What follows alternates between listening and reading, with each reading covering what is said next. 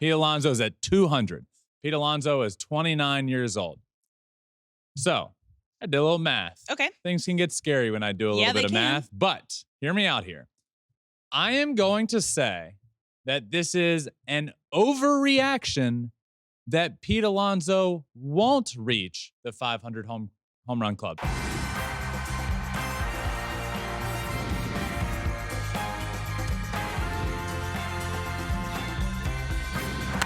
Fly ball onto the track, at the wall, it's gone! Home run! Turns on a ball, deep right field, and gone! What a game, what a moment.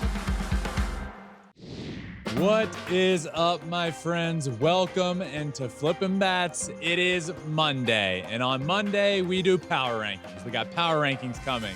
We got Team of the Week coming. Player of the Week. Also, Pete Alonso reached the 200 home run mark already in his career, but can he get to 500 homers? We're going to talk about that, break it all down, and see if it is possible for him to get there. Aaron Judge, really slow start to the season, but is he healthy? Is it a swing problem? We'll talk about that. George Kirby doing some historic things on the mound. Mariners are playing good baseball. We'll talk about them.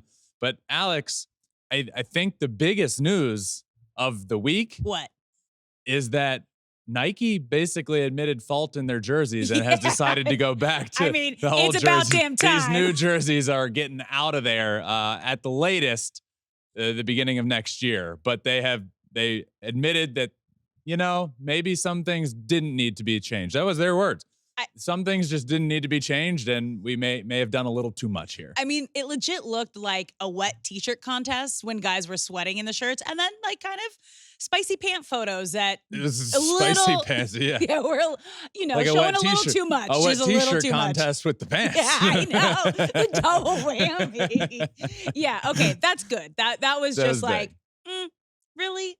Yeah. You guys think this looks good? Who approved this? Yeah, who approved this? And did an athlete actually try to work out in these or play baseball in these before every single player was wearing them? My favorite part was that the gray uniforms just didn't match. No. The gray tops and gray bottoms just were not the same color. So good news there. Good news that it's going back the old way. What about a good weekend? I was like, speaking of color, you look a little toasty over there. Yeah. What happened? We forget how to wear a hat? I might as well just tell the people at home or in the car or wherever they listen what has happened to me over the last, it's happened a couple times now to me. Anyway, went up to Ojai and Ventura this weekend. It was very sunny. Went on a hike. Very high, really close to the sun. I was wearing my backwards hat like I am currently, exactly like I am currently. And I don't know if you'll be able to see it, but I got myself a tan line right across the middle of my forehead from where the that looks terrible. Do you know how you could have helped that? There's a little makeup wearing on that, a hat like you're supposed to wear a hat. Yeah. Protecting your face, maybe putting some sunscreen on. I see this. I did have sunscreen on. I did. Just wear a hat like you're supposed to wear it when you're in the sun. Yeah. It looks better backwards, I think. Yeah, I mean, now it does. When you're inside, it'd be a little weird. Yeah, what did you do this weekend? Oh, man, I did a lot of stuff. I don't know if you saw, but the Rams set up like a really rad, they built an entire football field on the beach in my hometown in Hermosa Beach. And they did a live draft thing there. So it was the South Bay Surfer Awards this weekend, and I have a dear friend who got inducted who's battling ALS, so it was really special seeing his documentary. Shout out to Greg. And then shout out Greg. Yeah, and then just the Rams took over Hermosa Beach. It was so cool. It was so cool to see. So a lot of outside, a lot of community stuff this weekend, and now we're here.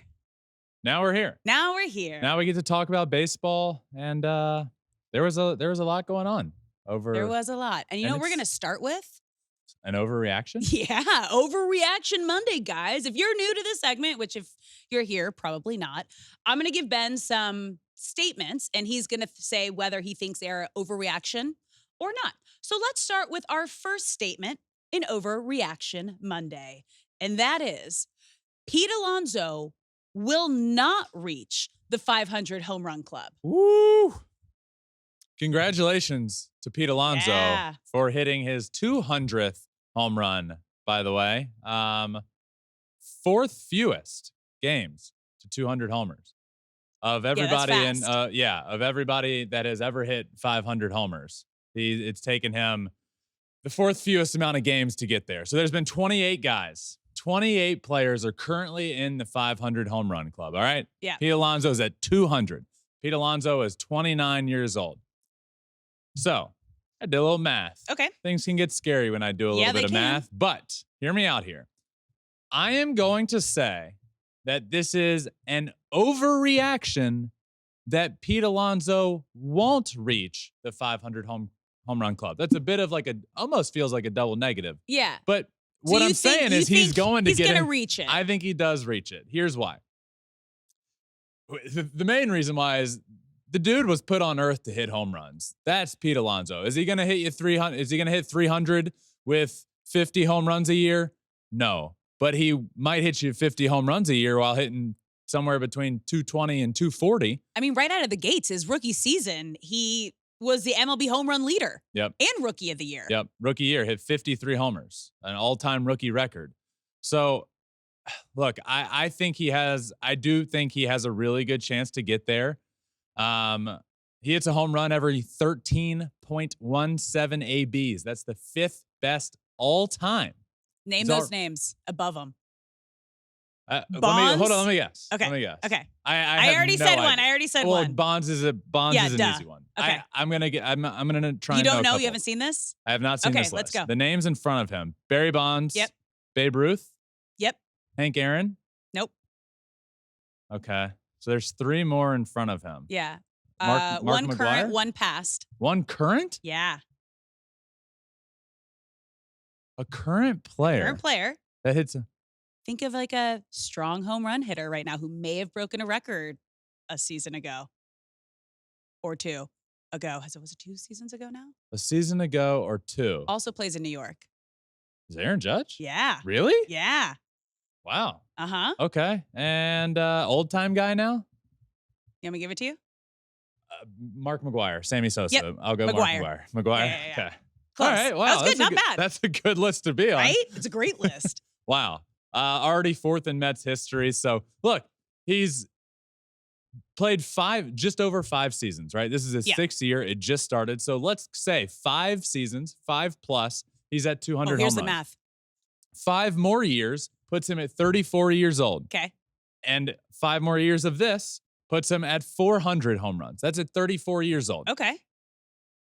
Yeah, if he plays to 37, 38, 37, yeah, he can get there. And you're talking about a guy that's, it's not like a massive part of his game is like speed and versatility. Like he hits home runs. He's put on this earth to hit home does. runs, win home run derbies. I think he can get there. I absolutely think that he can get there and become the 29th member, if nobody else gets there before him. Yeah. 29th member of the 500 club. Okay, so question, because he's a free agent this offseason, do you think he's on the Mets next year? And where he ends up, does that affect his chances of getting to 500? I don't foresee a world in which Pete Alonso is not on the Mets next year. And in my opinion, I think Pete Alonso is a Met for his career. I think it's just the feeling I get. I think he loves playing there. He's vocalized that. The organization has vocalized that they want him there. David Stearns has come in and vocalized that he wants him there. I mean, everybody, it appears, wants Pete Alonso to be a Met of the future and for the future. So I think he's in the blue and orange next year and going forward. And I mean, it's only looking up for the Mets right now. They have a lot of young prospects. They got a haul last season when they decided to sell everybody. So not a bad place to be for the next 5 years. Yeah. So future's bright. I think he stays. And look, I mean, we're talking about if he keeps up the same production, which has been incredible for his career, for a long time, he can get to 500. And I like Pete. Played against him. I know him well. I'm going to root for him in this. 500 home runs is a lot. He's going to get over 400. He's going to be the all-time Mets home run leader, which is really cool to say. And I'm going to bank on him getting to 500. So I'll say yes. I'll say he does get to the 500 home run club. Okay. Well, let's move on to our next overreaction, but talk about the other New York home run hitter. Aaron Judge isn't healthy. Is that an overreaction? Yes. I think it's an overreaction. I do know we've talked about it and we've heard like this. It's going to be something he has to manage. The toe injury that he had last year, it's going to be something he has to manage for his entire career. And then the injury in spring training, he didn't exactly have a full spring like he probably would have liked. But I think it's an overreaction to say he isn't healthy, as in that being the reason that he's hitting 211 with 6 homers and 18 RBIs. Does he feel 100%? No, but who does in a baseball season? You're playing every single day. Something's going to be bothering you and nagging you. So, look, I guess the technical answer to the question of is Aaron Judge healthy? Sure, maybe he's not. But I don't believe that's the reason for his struggles this year. When I watch Aaron Judge play, and might I add, over the last couple of days, he's playing great. He has 2 homers. He hit one Saturday. He hit one Sunday. He's got 5 RBIs in the last 2 games. He's got 5 hits. He's 5 for his last 8. So this could be him turning it around. But when I see these numbers that if you're watching, you can see on the screen, 211 average, 6 homers, 18 RBIs, and a 777 OPS, I see what I've seen when I watch him. And that is a hitter that isn't as selective as he was in his MVP season. And his pitch recognition looks a bit off to me. That slider low and away, that when Aaron Judge is struggling, that's the pitch that gets him. And he was just swinging at that more. This was back to pre-MVP years when he put up home run numbers, but his average wasn't quite the same. And then he went into that offseason saying, I am going to figure out how to walk more and how to stop swinging at more pitches out of the zone. And he did that. Yeah. And at the beginning of this year, and it could very well be because that injury in spring didn't allow him to get the amount of at-bats he wanted, the oblique injury.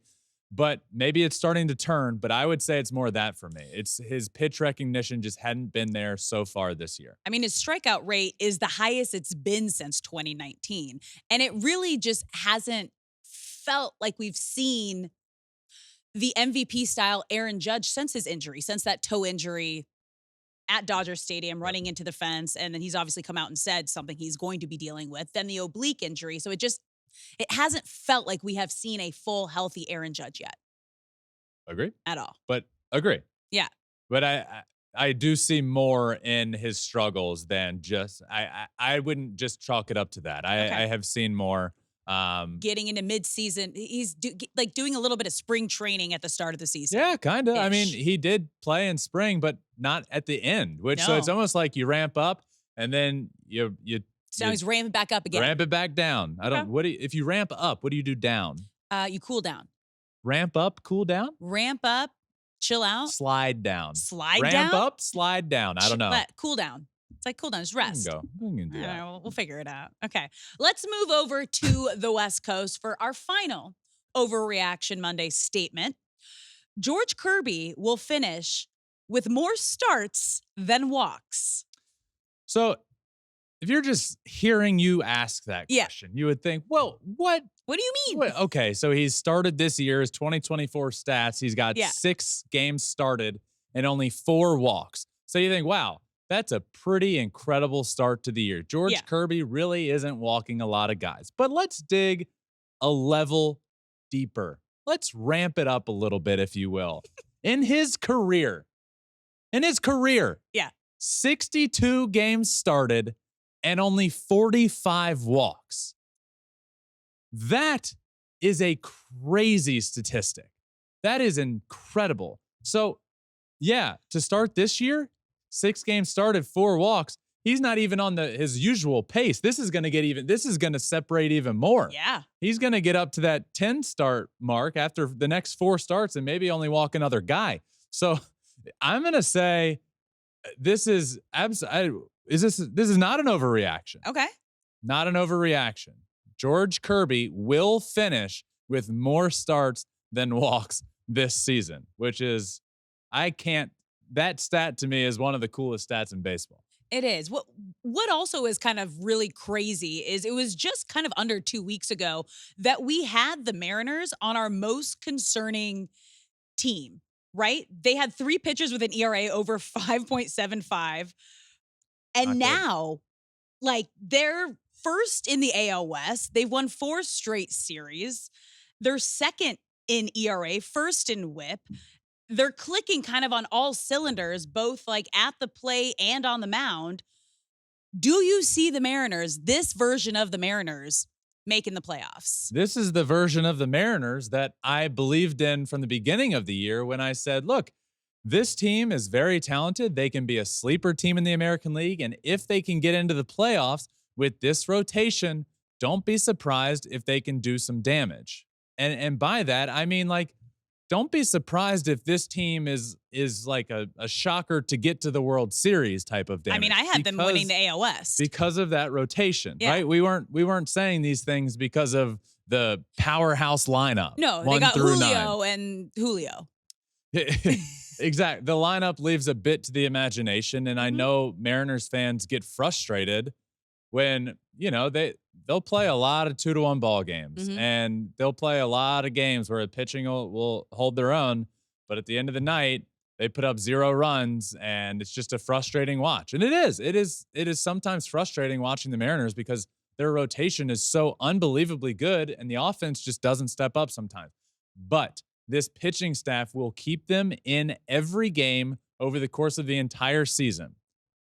Again, there's 162 games. There's going to be some duds, but by and large, 1 through 5 in that rotation, they're going to run out a stud that's going to be able to keep you in the game. And that's why I believe in this team to be able to make the playoffs, because that rotation can do that. So as you just said, Alex, second in ERA. Yeah. After, was it 3 weeks ago? Yeah, it was 3 like weeks 10. ago. Yeah, no, it was 10 days ago. It was under 2 weeks ago. They were on the top most disappointing teams so far this season. Yeah. Now, fast forward, that rotation is second in all of baseball in ERA, and this isn't in the span since then. This is how good they've been since then, has gotten them to second in all of baseball in ERA over the course of the full season, first in WHIP, second in opponent batting average, and sixth in strikeouts.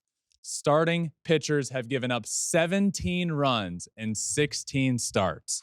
That is unbelievable. So the Mariners can make the postseason because of how good their pitching is. Julio's starting to heat up a little bit. He's hitting over 270 now. He did finally get on the board with a homer. He hasn't hit one in a while. He has one, but he's heating up a little bit. The pitching staff is where they need to be. So this is why I liked the Mariners. And now they're sitting there at the top of the AL West. I have no reason to go against them. I had Mariners. I ended the season top of the AL West. The bottom. Did you have that? No, I don't think anyone did. That was weird. But speaking of the Mariners, it is time to get to our power rankings, and they showing up at number 10. They were not ranked last season. The Mariners in this week's power rankings. You said they weren't ranked last season. They were ranked last season. They weren't ranked last week. Did I say last week? Did I say season? I meant week. Dang. Thank you. Really throwing shade on them there. That was a good catch. First time, is it? I think they started the year. They were on. They've been on this season. Okay, but not in a little while because. Yeah, I think it was like before the season started when you did like the 3 weeks ago. Yeah, because 2 weeks ago they were on our worst list, and now here they are. They're all over the place. They've won 4 straight series. They've won 7 of their last 10. The pitching is unbelievable, and that's what is going to carry the Seattle Mariners to the playoffs is their pitching, and they're here at number 10 to start this week's power rankings. At number 9, up 1 spot and looking good this year, the Kansas City Royals. They were not in last year's power rankings, but they are in this week's power rankings again. The Royals are here at number 9, 5-5 in their last 10 games. Just kind of playing decent baseball. 17-12 this year. Here's what I will say: the Twins were the heavy favorite to win that division. The Twins have won 7 games in a row. It was really, really bad there for the Twins, and they are starting to play really well. This division can't be a division that if you want to win it and take it away from the Twins, you can just play 5-5 baseball over the course of 10 games. Yeah, it's not going to cut it. They have to keep the pedal to the metal and keep it going. Yeah. Good I one. don't know why that. I don't know why that Pedal made me to laugh. the metal. Let's go. Moving up at number 8. There's same spot. These next couple are kind of same, but the Cubs. Yeah, I like the Cubs. 7 of their last 10. Good good start to the season for them. They are 17-10. Imanaga's been great for that rotation. They are Oof. not where they are without him. What a start to Belly, the season. The frustrating part for the Cubs is Belly was just starting to heat up. Yeah. And I mean, he was starting to rake and ended up running into the wall out there in center field. And I don't know if anybody told him, but it's brick and you don't really want to run into it. And he ended up like damaging 2 ribs, a couple fractures in those ribs. Not good. Going to miss some time. But they're still playing pretty good baseball without him. That's good. At number 7, also in the same spot, playing pretty good baseball, the Brewers. Yep, kept them right here. Brewers are also 17-10, have won 6 of their last 10 games, so just kind of kept them where they are. Nothing great, nothing too bad. All right. Number 6, also in the same spot, the Guardians. The Guardians are having such a good start to the year. It is remarkable where they are, as in they are 19-9. First and I don't in think the AL Central. anybody saw it coming. I mean, Josh Naylor has been good for them. The rotation has been good even without Shane Bieber.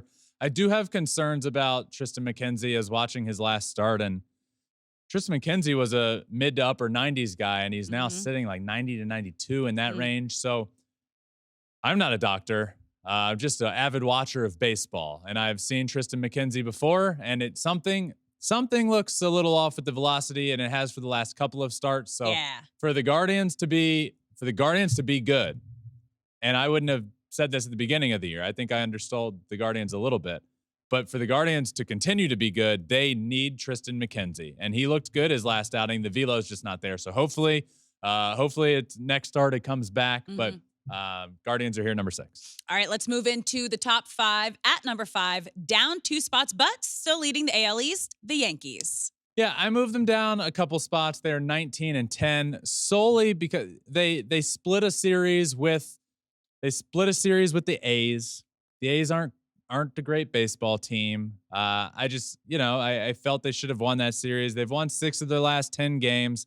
They didn't move down 2 necessarily because of them playing poorly, but they definitely moved down at least 1 because of the team we have at number 4. Yeah, who are heating up and staying at that same spot, the Phillies. The Phillies are heating up. They have won 8 of their last 10. They have won 4 in a row entering this new week.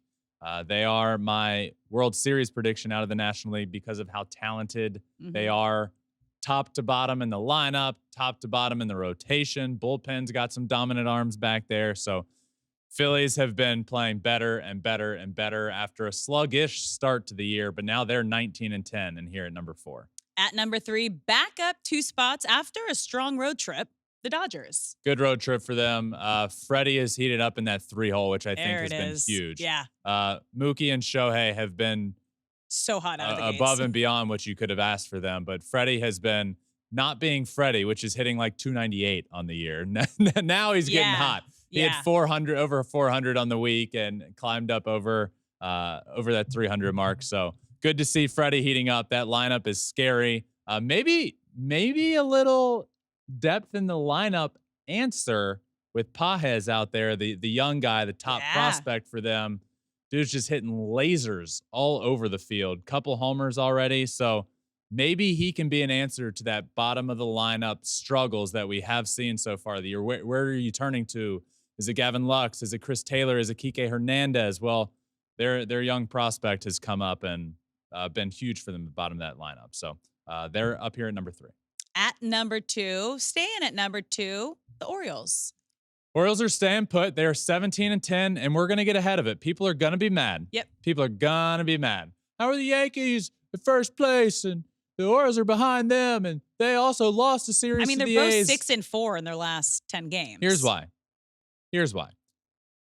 I think the Orioles are a better team than the Yankees, and that's Top why to I have bottom? them higher in the power rankings. If you got a problem with that, make your own power rankings. I got the Orioles at number 2. I think This is my power rankings, and I'm going to do it how I want to do it. send me your power rankings, bro. We'll put this out. Ooh, We'll okay. put a graphic out as we do every week on Instagram, Yeah. on Twitter or X or whatever you want to call It's it. Twitter. We put out a graphic. let me put your own graphic together. Show me your design. Come at me, bro. bro. Your top 10, all of that. Come at me, bro. But I think the Orioles are a very good baseball team. They are 17-10 and staying right here at number 2. Which leaves the Braves sitting strong still at number 1. Yeah, they're staying here. They're playing. If I could move them up, I would. That's how good they've been playing lately. They're 19-7. They've won 8 of their last 10 games, top to bottom of that lineup. Dominant, just dominance all around. So no surprise at the very top. The Atlanta Braves round out this week's top 10, which means Mariners entering the top 10 again. You got the Royals, the Cubs, the Brewers, the Guardians, the Yankees, Phillies, Dodgers, Orioles, and the Atlanta Braves are the top 10. Looks good. Thanks. Let's move on to Team of the Week, you guys. And we're starting off with a guy who is coming off some huge Flippin' Bats guest luck. Will Smith behind the plate. I don't know how many times I need to say it, but if you are a player and want to play good baseball, come on the show. Yeah. It for years. This has been the case. You and everybody that listens, I know knows this. Like it happens. I get messages all the time, like, "Hey, can you bring so and so? Can you bring the whole Detroit Tigers lineup on your show? They need some hits. We need some of that all the flippin' luck." time." And Will Smith came on and was the guest last week. If you haven't listened to that, go do it. But he did come on, and then the night that he was interviewed, had like 5 knocks in the game. It was unbelievable. Yep. He hit .417 on the week, 6 RBIs, 17 total bases, and a 1.153 OPS on the week. So he is my catcher. All right, moving up to first base, Anthony Rizzo. Yeah, so this was a tough one. Okay. As I said, Freddie Freeman did have a good week over at first base, but it was the power numbers for me, for Rizzo over at first base. And it's really good to see out of him. The great start to last year and then the unfortunate ending for it with the concussion and all of that. And then this year starting off. And I just like seeing Anthony Rizzo be hot at the plate. Yeah. And he was this week, 308, 3 homers, slugged 654. So I put him at first base with those power numbers. Moving over to second base, Edward Julian. I have been beating the Edward Julian drum since the World Baseball Classic. Yeah, and to see him come up and have success this year, it wasn't there to start. He was struggling, but I believed this guy is a stud, and you can just see it when you watch him play baseball. .417 on the week, 3 homers, 7 RBIs, and a 1.417 OPS for the hot swinging Edward Julian and the hot team. Yeah. The Minnesota Twins winning 7 in a row. So he's at second base. Speaking of hot, at third base, he's on a hell of a hot streak.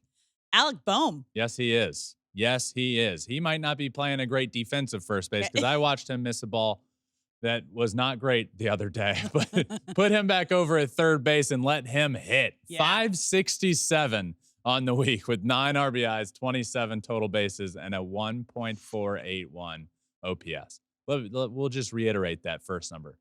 567 on the week. He's at third base. All right, shortstop. Finally making his way onto Team of the Week. Could have been here last week. Gunnar Henderson. Did Gunnar Henderson have as good of a week as he did last week? No. But is he on Team of the Week this week and not last week? Yes. And that is because Trey Turner was great last week. Yeah. And Gunnar was really good again this week. 360, 3 homers, slugged 880, and a 1.273 OPS. Shout out Gunnar Henderson. It has just been, this month has been great really, start to really the good. season. Yes. Great start to the year. All right, moving to the outfield. Now, remember, this is just 3 outfielders, not in any specific order or position. First up, Detroit's Mark Canha. Yes, Mark Canha has been a big, big addition for that Tigers lineup just because he's a guy that is actually hitting in the lineup, which is great. Yeah. 435 average, 2 homers, 6 RBIs, slugged 1,300 on the week. So Mark Canha is my first of 3 outfielders. Your second outfielder. Now, he had some weird plays around the bases this week, but hitting well, Joe Adell. If by weird plays you mean it is, cover your eyes when Joe Adell is on the bases because it looks like your local last place Little League team out there. That's how bad he's been on the bases. But at the plate, much better. Not your local last place Little League team. 438, 2 homers, 5 RBIs, and an OPS of 1.425 on the week. That will get you on Team of the Week. All right, wrapping up the outfield, Alex Verdugo. Just as we all suspected, an outfield of Mark Canha, Joe Adell, and Alex Verdugo on Team of the Week. But that's who we got this week because these guys raked. Alex Verdugo hit 409, 2 homers, 8 RBIs, and a 1.165 OPS. So again, my outfield, Mark Canha, Joe Adell, and Alex Verdugo. Moving to designated hitter, who is off to a smoking hot start to the season, Shohei Ohtani. Yes, another great week.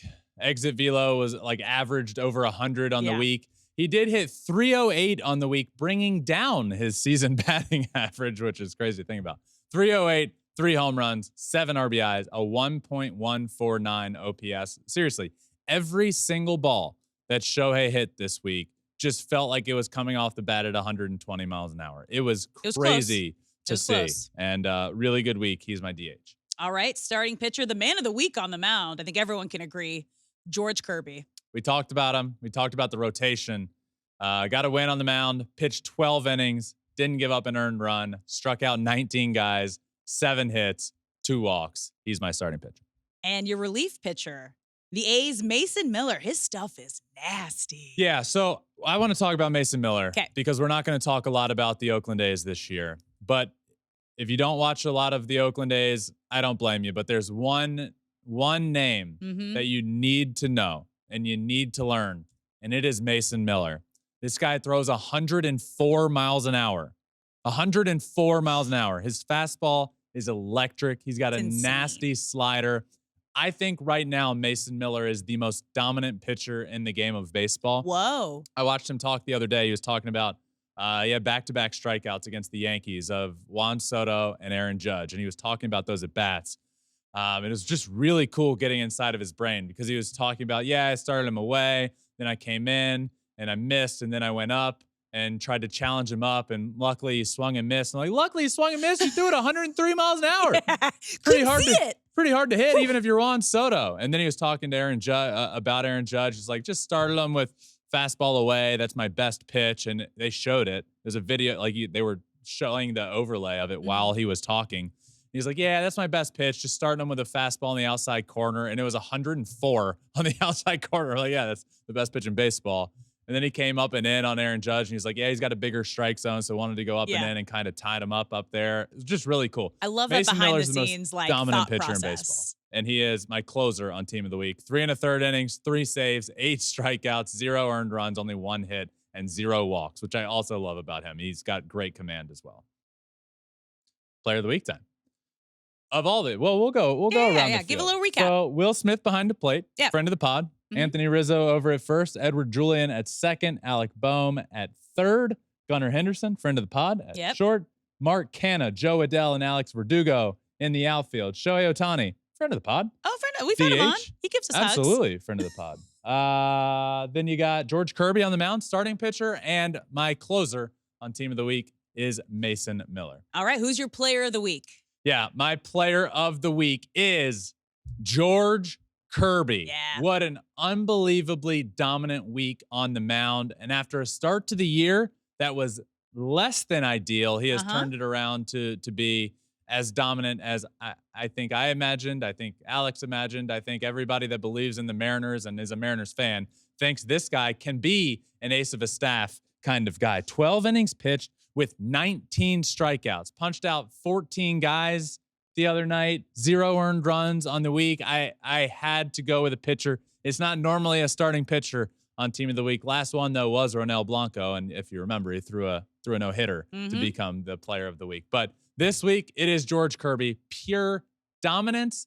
Dare I say, perfection on the mound, though not a perfect game, but pretty close to perfection to get on to become my player of the week. Alex, who's your player of the week? My player of the week is Phillies' Alec Boehm. This man is on fire right now. He's got a 12-game hit streak going on, which is the longest active streak in the majors. Right now, he is seeing beach balls, you guys. His batting average is .567 with 9 RBI, .481 OPS and 27 total bases. And he is a huge help and reason that this Phillies team is on the hot streak that they are. And they took the series this weekend in San Diego. We heard Padres manager say, this guy Bohm, man, helps that he's one of the best right-handed hitters in the game right now. He's seeing and he's swinging it real well. He is hot. 12-game hit streak. Red you know hot. what hearing that makes me think about? What? I would have told you a few years ago that Joe DiMaggio's record of 56 consecutive games is one of those records that we talk about in the unbreakable record that could possibly be broken. I thought there was a chance. The more we see unless the rules change, Yeah. I think 56 consecutive games. Like What's the next closest? The leader That's in baseball insane. right now is at 12. Yes. And he's hit 567 on the week. 56. Somebody has to That's get a insane. hit 57 games in a row. And unless the rules change, which is always something that can happen over the course of time, man, that is crazy to think about. So I like that. I like your player of the week. You know what next week is? Team of the month. Team of the month. Our Player first of the month. team and player of the month. So we do team of the week every single week. And if you didn't put 2 and 2 together with team of the month, it is the end of the month coming up, and we will do the best players of the entire month all around the field. So fun episode, fun week ahead. Michael Wacha of those Kansas City Royals that keep creeping up those power rankings is coming on Wednesday. So be on the lookout for that. Wednesday's episode, Michael Wacha.